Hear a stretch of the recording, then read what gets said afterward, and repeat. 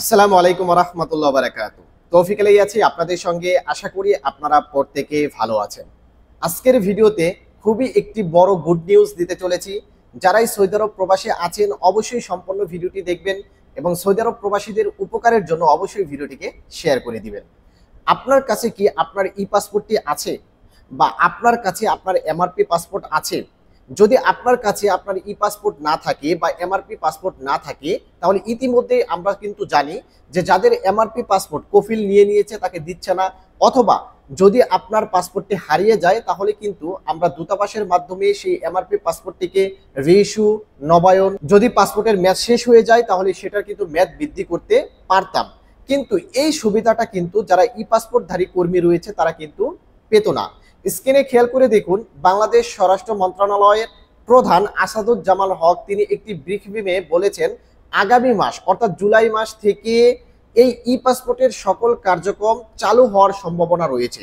অর্থাৎ সৌদি আরবে যারা ই পাসপোর্ট নিয়ে এসেছেন, যাদের পাসপোর্ট কফিল নিয়ে নিয়েছে বা যাদের পাসপোর্ট হারিয়ে গিয়েছে তাদের আর টেনশন করার কোনো কারণ নেই। আগামী মাস থেকেই যদি এই কার্যক্রম কোনো প্রবলেম ছাড়া চালু হয়ে যায় তাহলে কিন্তু আপনাদের পাসপোর্টটিকে আপনারা খুব সহজেই নবায়ন করতে পারবেন, রিইস্যু করতে পারবেন, সকল প্রকার কাজ কিন্তু আপনারা করতে পারবেন। ইতিপূর্বেও কিন্তু আমি একটি ভিডিওতে আপনাদেরকে বলেছিলাম যে সৌদি আরবে ই পাসপোর্টের সেবার জন্য সকল যন্ত্রপাতি কিন্তু স্থাপন করা হচ্ছে। আর এটা ইনশাল্লাহ কোনো প্রবলেম না থাকলে আগামী মাস অর্থাৎ জুলাই মাসে এটা সম্পূর্ণ কার্যক্রম শেষ হবে এবং জুলাই মাস থেকেই ইনশাল্লাহ ই পাসপোর্টের কার্যক্রম কিন্তু চালু হওয়ার সম্ভাবনা রয়েছে। স্ক্রিনে খেয়াল করে দেখুন, বাংলাদেশ স্বরাষ্ট্র মন্ত্রণালয় এটা কিন্তু স্পষ্ট বলেছেন যে সকল যন্ত্রপাতি সৌদি আরবে আনা হয়েছে এবং স্থাপন করা হয়েছে। ইনশাল্লাহ কোনো প্রকার সমস্যা না থাকলে আগামী মাস থেকেই কিন্তু ই পাসপোর্টের সকল কার্যক্রম চালু হবে।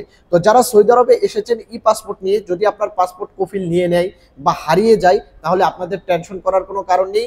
আগামী মাস থেকেই এই পাসপোর্টের কার্যক্রম কিন্তু চালু হয়ে গেলে আপনাদের পাসপোর্ট কিন্তু আপনারা বানাতে পারবেন। সৌদি আরব প্রবাসীদের উপকারের জন্য অবশ্যই ভিডিওটিকে শেয়ার করে দিবেন এবং আমার চ্যানেলটিতে যারা নতুন দর্শক অবশ্যই সাবস্ক্রাইব করে সঙ্গেই থাকবেন। ভালো থাকবেন, সুস্থ থাকবেন। আসসালামু আলাইকুম।